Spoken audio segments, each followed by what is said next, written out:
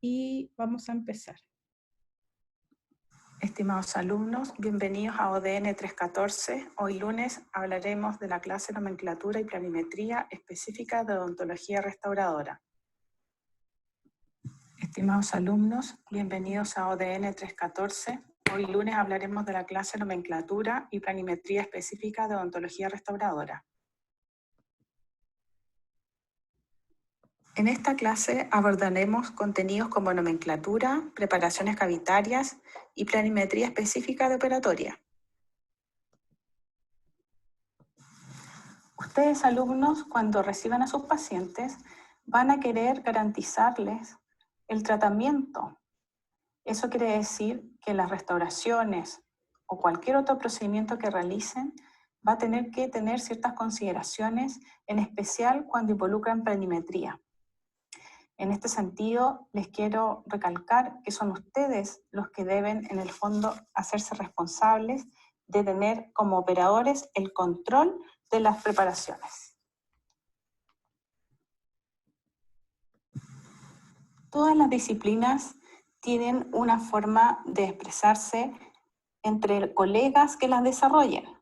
Y nosotros como odontólogos también nos sumamos a eso y debemos tener nuestra propia nomenclatura que ocupamos en distintos ámbitos de la odontología.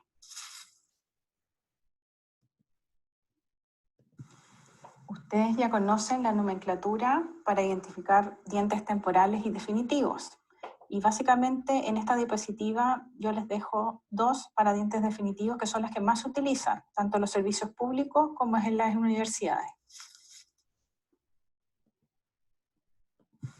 Hablamos de nomenclatura descriptiva cuando, además de identificar el diente con su clase, vamos a saber el tipo, el conjunto, el arco y la posición que ocupan. Y esto es sumamente importante cuando estamos trabajando en operatoria. Antes de seguir con el tema de la nomenclatura, me gustaría recalcarles el tema de las formas geométricas, que nosotros debiéramos ir reconociendo en los dientes tanto del maxilar superior e inferior. Esto toma suma importancia cuando nosotros estamos desarrollando la planimetría dentaria.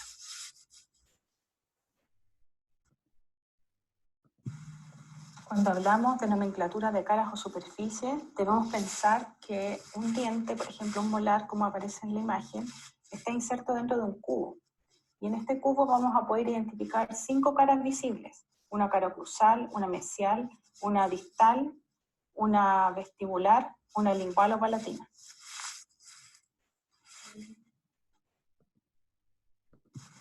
Si ya identificamos una vista oclusal, nos estamos enfocando en la cara oclusal de un diente.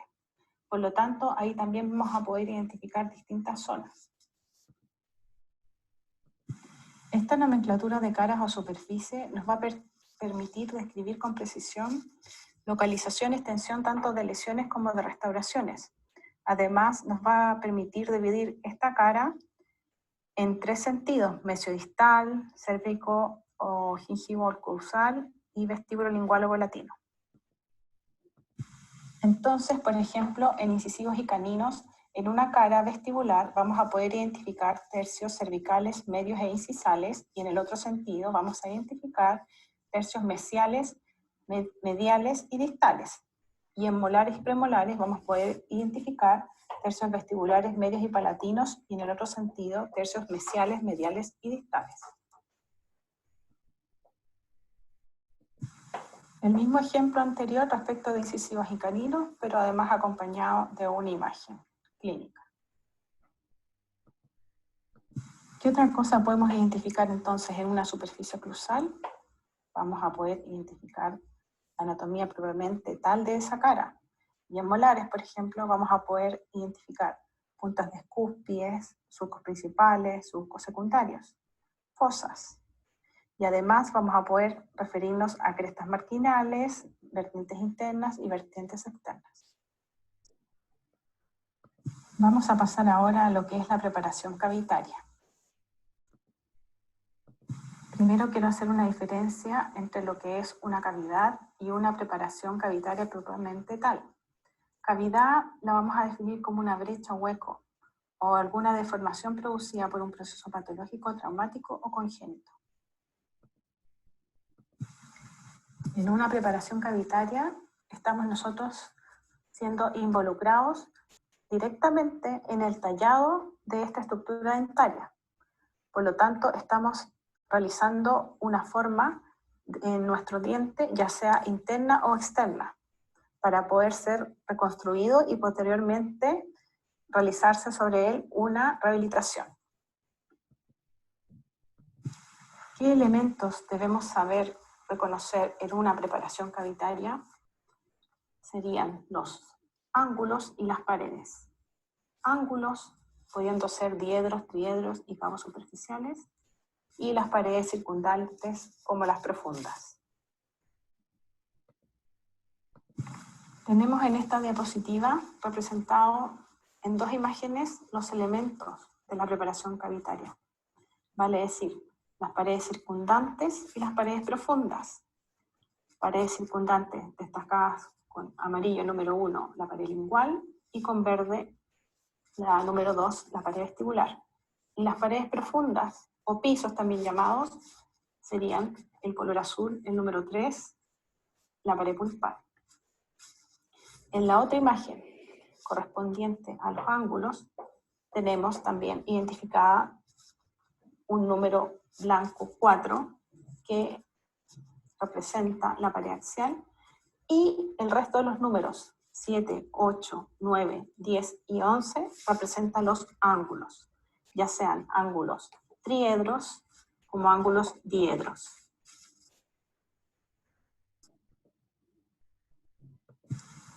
Otra clasificación que debemos tomar en cuenta en una preparación cavitaria es la que dice relación con la extensión o la complejidad. Y con esto nos referimos a cavidades que son consideradas como simples porque abarcan una sola cara, compuesta porque abarcan dos caras, y complejas cuando abarcan tres o más.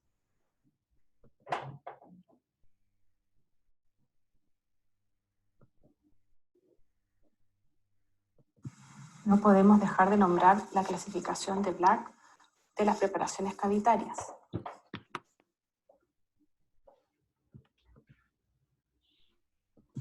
La clasificación de Black tiene consideraciones que son nombradas a continuación.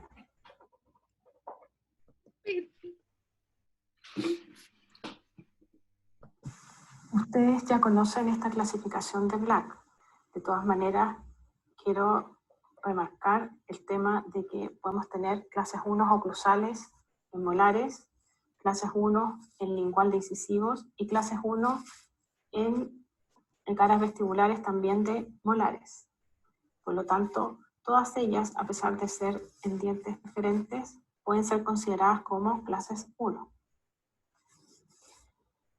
Clases 2 vamos a tener principalmente en molares y premolares que abarquen caras proximales.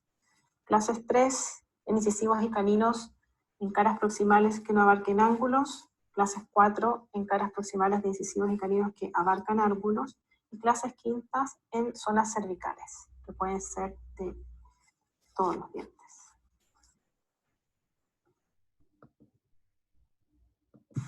Como ustedes ya saben, cuando hablemos de clasificación de Black en la clase 1, se van a dar cuenta que, por ejemplo, en molares vamos a tener en cuenta una planimetría en una cara oclusal, que no tiene salidas ni hacia el proximal ni hacia las caras libres, que pueden ser vestibulares, linguales o palatinas.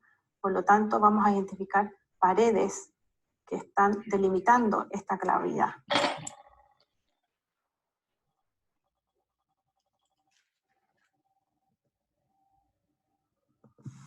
En cambio, en las clases 2 estamos abarcando una cara proximal, es decir, vamos a tener una salida hacia un cajón proximal, que puede ser mesial o distal.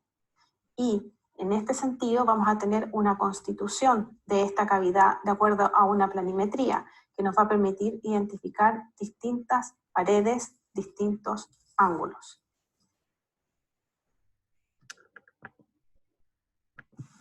Lo mismo podemos ver en la clasificación de clase 3 y clase 4 de Black, que, dado que es una preparación, ¿no es cierto?, relacionada con una lesión, vamos a tener también cierta forma y paredes las cuales vamos a poder ir identificando. Por último, tenemos la clase quinta, que es la última clase de Black, donde vamos a también identificar una planimetría, donde tenemos claramente una pared axial, que es la que se va a corresponder en la zona cervical, donde esté ubicada esta restauración o lesión.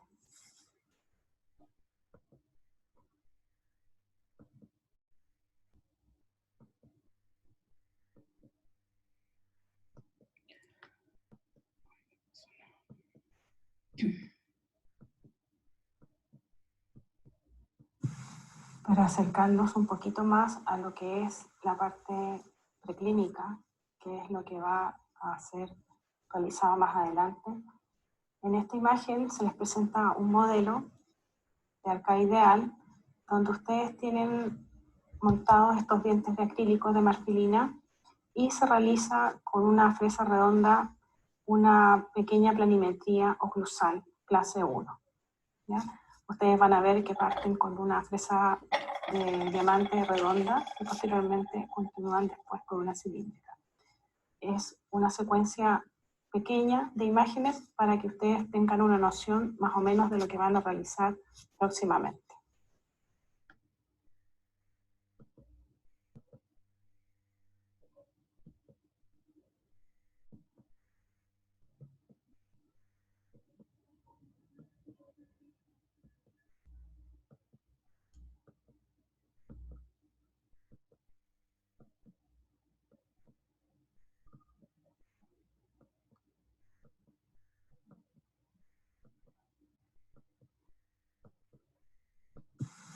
Al igual que en las imágenes anteriores, también tenemos una cavidad clase 1, dado que abarca solamente oclusal y palatino. Y es en el fondo para que ustedes puedan tener una idea de cómo sería su práctica en el preclínico al realizar una confección de una planimetría cavietaria en una clase 1 molar ocluso palatino.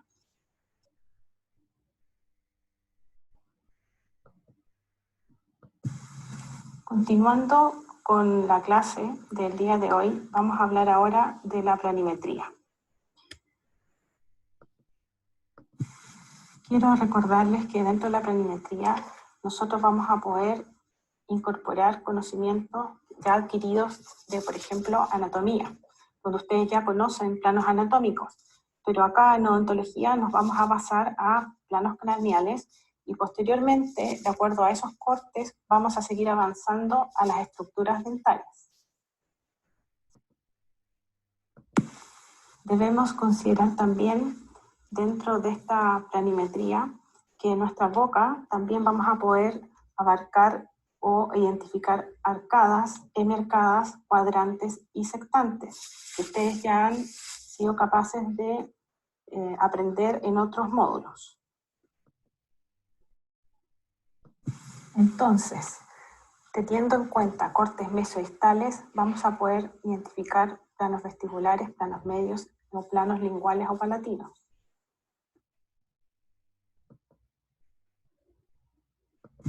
Ante cortes horizontales vamos a identificar planos oclusales, planos medios y planos gingivales o cervicales.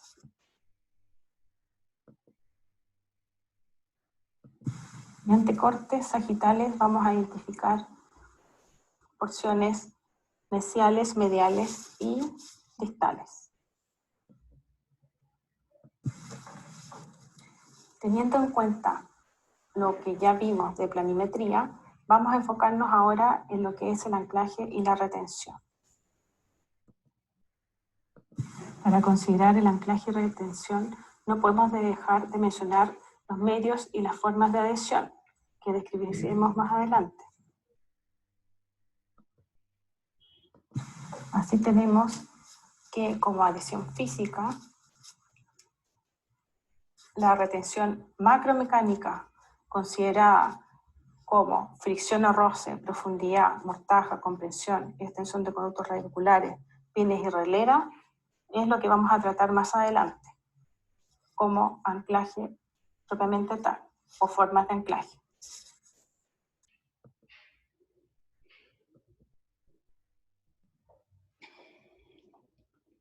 Ya, entonces, estimados alumnos, hasta esa parte les dejé grabado ese audio y ahora voy a seguir yo comentando las diapositivas que vamos a seguir presentando.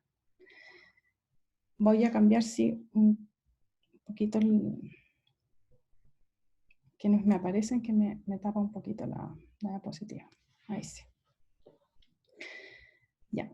Entonces vamos a considerar los diseños cavitarios, ¿no es cierto? Dependiendo si vamos a hablar de restauraciones directas o indirectas, ¿ya? Que serían los que nosotros vamos a considerar para esta clase.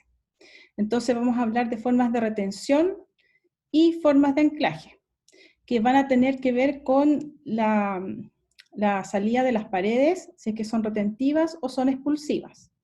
Y esta salida de paredes obviamente va hacia un borde de cabo superficial.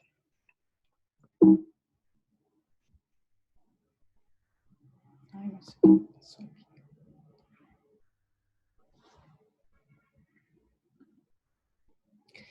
Ya, entonces tenemos que, dependiendo si estas restauraciones son restauraciones que tienen que ver con una cavidad retentiva, nosotros vamos a poder considerar en ese caso las restauraciones que antiguamente hacíamos con amalgama, que ya no las efectuamos, y eran plásticos, materiales de restauración metaloplásticos. Ya hablábamos de restauraciones directas. Otro tipo de restauración directa que también utilizamos ahora son las resinas.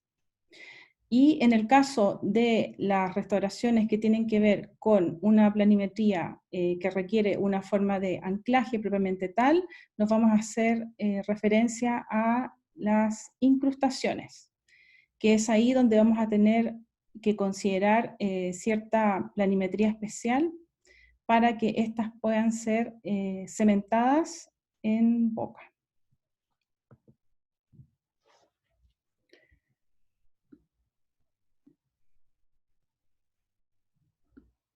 Entonces, vamos a hablar de retención cuando una cavidad presenta una forma, ¿no es cierto?, que evita que sea desplazada hacia el exterior este material que nosotros incorporamos. Y así tenemos cavidades retentivas que dicen relación con cierta forma que tiene que ver con el paralelismo de las paredes, es decir, que son convergentes a oclusal, tienen esa dirección o pueden tener cierta forma como falsa escuadra o mortaja que también evita que la restauración sea desplazada, o también puede tener como consideración ciertos socavados o micro retenciones. Entonces, en todos estos casos vamos a hablar de formas cavitarias que tienen considerada una forma de retención.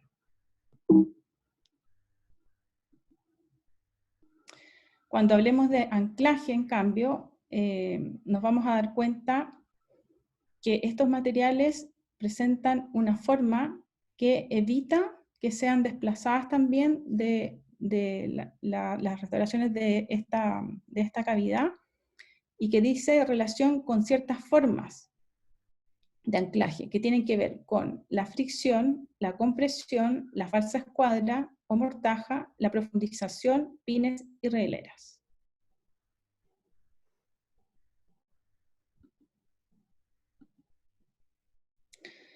Cuando hablamos de fricción o roce, vamos a hablar de un tipo de anclaje que en realidad los tienen todas las preparaciones cavitarias para método indirecto, ¿ya? Que tiene relación con el íntimo contacto de la superficie, ¿ya? Entonces, la fricción o roce la vamos a tener tanto para formas de anclaje como para formas de retención. Cuando hablamos de profundidad, estamos hablando de que por un tema de profundidad respecto de un ancho, vamos a tener la posibilidad de que esta restauración no sea desalojada del lugar donde ustedes la han insertado. por este parámetro que es la profundidad.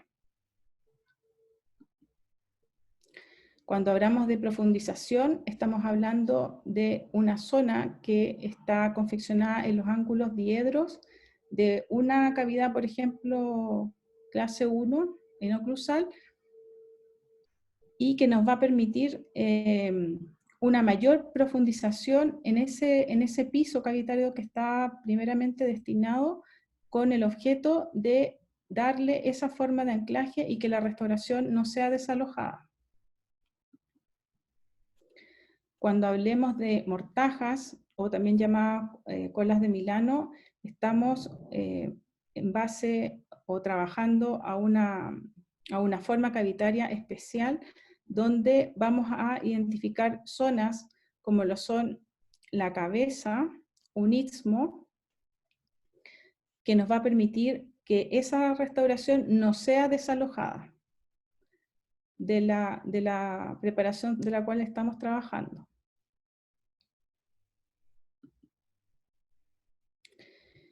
Cuando hablemos de compresión, nos vamos a dar cuenta que tenemos en el fondo paredes contrapuestas dentro de una planimetría que al insertar esta restauración que se confeccionó con método indirecto, van a hacer un efecto de anclaje que va a impedir a su vez que la restauración sea desalojada.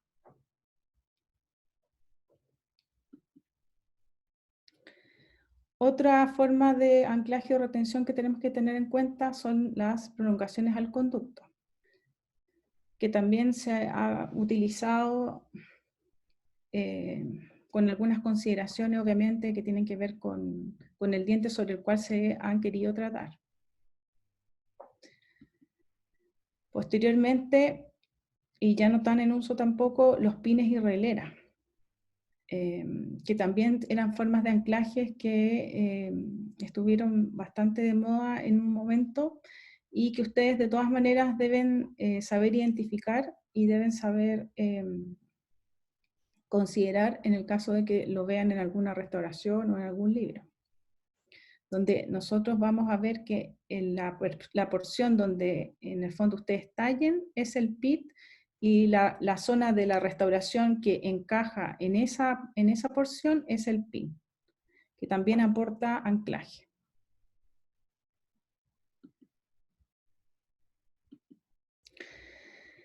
Ya, y aquí sí me quería detener un poco más respecto del anclaje, porque en realidad es donde nosotros vamos a hablar referidos a las preparaciones cavitarias para incrustaciones. Y me quise detener en las incrustaciones metálicas, donde no voy a dar un mayor detalle, pero sí quiero que tengan claros ciertos aspectos generales, ¿ya? Entonces, las incrustaciones como material de restauración de método indirecto, ustedes saben que deben ser paredes totalmente expulsivas. Y en ese sentido también tienen un eje de inserción. El hecho es que ustedes van a poder identificar en distintos tipos de preparaciones ciertas consideraciones de lo que ya les hablé del anclaje. Por ejemplo, en este premolar ustedes se habrán dado cuenta que aquí tienen una cavidad, ¿no es cierto?, compuesta, que sería una clase 2, donde tienen una forma cavitaria que corresponde a una cola de Milano, donde tienen la cabeza, el istmo, que es la zona más estrecha, y tienen la salida de un cajón. Y esa salida de cajón es en 45, ¿ya? Entonces, aquí estamos hablando de una planimetría cavitaria específica para ese diente, ¿ya? Además, obviamente, que tiene otra consideración, que por ser una incrustación metálica van a haber unos biseles, cabos superficiales, y también van a haber biseles axiopulpares y bisel acá en la zona cervical. En el diente continuo tenemos otra preparación cavitaria, pero ya de una restauración MOD, donde ustedes van a poder identificar que por distal hay un corte del diente que se llama corte en slice, y que ese corte permite, ¿no es cierto?, también dar anclaje. Y si ustedes observan en ese punteado, se van a dar cuenta que hay un cajón pequeñito que corresponde al cajón en relación al corte en slice. Y como se darán cuenta, aquí tienen una cavidad compuesta, ¿no es cierto?, que abarca 3 planos, mesial, oclusal y distal. Ay, perdón. En cambio, en esta otra abarcan solamente mesial y oclusal, ¿ya? Entonces, esto con respecto, por ejemplo, al aplicar un poquito de planimetría en incrustaciones, en preparaciones cavitarias de incrustaciones. Ahora, otra consideración que tienen que tener, como les dije, es la expulsividad, ¿ya? Y ahí también hay un tema con la salida de cómo debe ser la salida de los cajones hacia oclusal, ¿ya? Que para este caso de incrustaciones 6:2 es lo necesario. Y lo otro importante que ustedes tienen que considerar como propio del tallado es el tema de los biseles, ¿ya? Que tienen que ver con las incrustaciones metálicas y que también son necesarios de realizar. Y eso es parte de la consideración de tallado. Importante que lo consideren, ¿ya? Entonces, por ejemplo, aquí ustedes se dan cuenta que tienen una restauración, una vista proximal. Aquí tienen los cajones, ¿no es cierto? Mesio, ocluso, distal. Todo eso es el borde cabo, ¿ya? Y al ser una incrustación metálica, este borde cabo va biselado, ¿ya? En todo ese contorno, ¿ya? Y si ustedes se fijan aquí en esta imagen de un diente, pero ya de yeso, se van a dar cuenta también que aquí hay un corte o un bisel propiamente tal que le va a proporcionar sellado a la restauración, ¿ya? Entonces, aquí está la explicación del por qué se bisela, en cuanto a la separación de con y sin bisel, bueno, cuánto tenemos un bisel y cuánto sería lo que corresponde a una zona de un espacio entre un piso y una restauración. El piso y lo que sería el espacio en la zona cervical, ¿ya? Entonces, habiendo explicado a grandes rasgos y desarrollando este tema que a continuación tienen que ver en las guías, les resumo, por ejemplo, una cavidad, ¿no es cierto? O bueno, dos cavidades en realidad, donde se ven cavidades compuestas que tienen salida, ¿no es cierto?, hacia proximal, son clases 2, se observan, ¿no es cierto?, la cola de Milano con la cabeza, el istmo y la salida de los cajones. En esta otra fotografía se ve mejor lo que es el bisel, y ustedes van a ser capaces de ahora identificar todas estas estructuras, tanto cajones, ángulos, istmos, paredes, etc. Lo mismo acá, en una MOD también van a ser capaces de identificar lo que es el corte en slice o el corte en rebanada.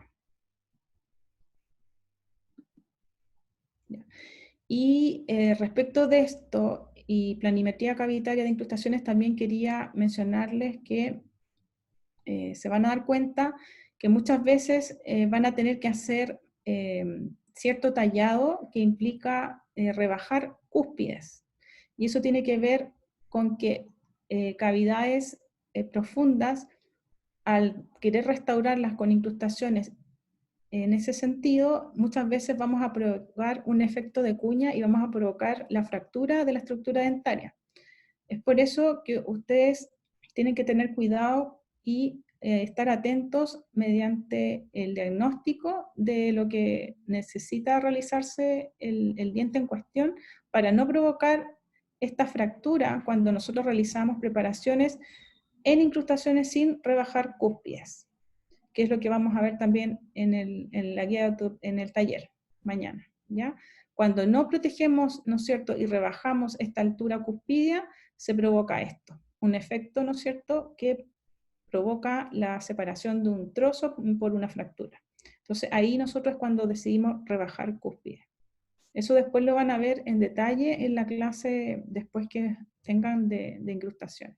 Pero quiero que lo tengan claro porque para el taller es importante. Y en las otras diapositivas también hay varias cosas que están relacionadas con el taller.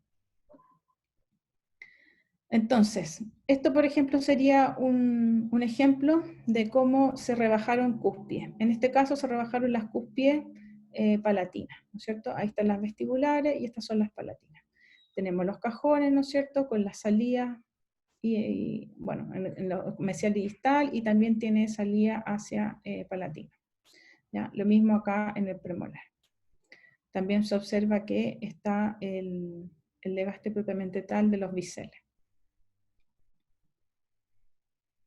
Y todo esto tiene que ver con reforzar la estructura dentaria.